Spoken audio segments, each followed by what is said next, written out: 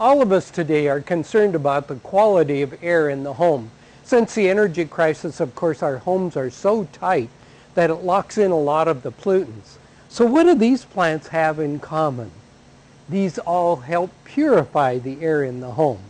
And probably a couple of the best plants of the flowering plants are the Evergreen Azaleas, which can be set out into the garden after all danger of frost is past, and the Christmas Poinsettia. Now there are many others, but those are two of the seasonal plants that fit in really well.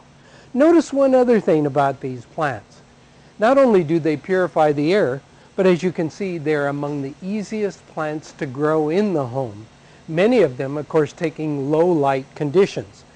Here's one of the most popular of the trailing plants. This is a plant called Pothos, or we commonly call it the philodendron.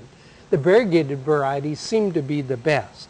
Another very common plant, the ivies, particularly the Boston ivy. They are very easy to grow, and the English ivy too, and do well as a plant to purify the air.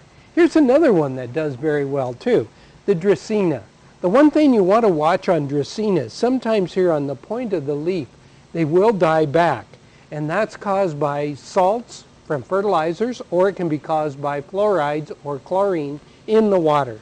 So maybe you want to use drinking water when you water that particular plant. This is the Chinese Evergreen, an exceptionally easy plant to grow with low light conditions and beautiful variegation in the foliage, and yet it purifies the air at the same time. And speaking of easy to grow plants, this is a dwarf form of this plant. And we call this the peace lily or white flag plant.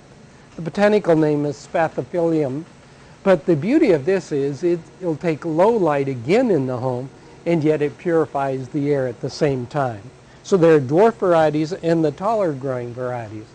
Bamboo palm is another plant that does an excellent job of purifying the air. Now keep in mind one thing, it, like the Dracaena, will burn on the tips if there's fluoride or chlorine in the water, or if you fertilize it too often.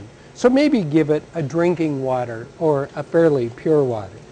Another plant that does very well, of course, is this one, the Sansevieria. And there are several different forms of it. And another plant that helps purify the air is the spider plant.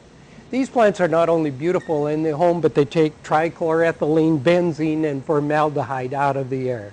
So purify the air in the home and enjoy the beauty of a houseplant.